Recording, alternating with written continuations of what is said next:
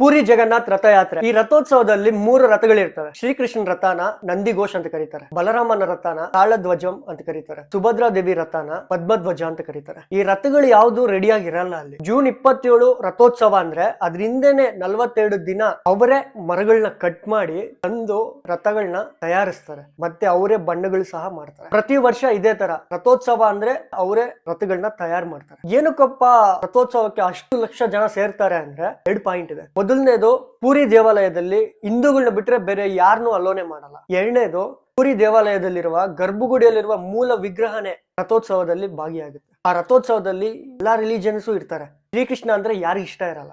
ದೇವಸ್ಥಾನದ ಒಳಗಡೆ ಹೋಗಿ ದರ್ಶನ ಪಡ್ಕೊಂಡಿರ ಇರೋರು ಇರ್ತಾರೆ ಅಲ್ಲಿ.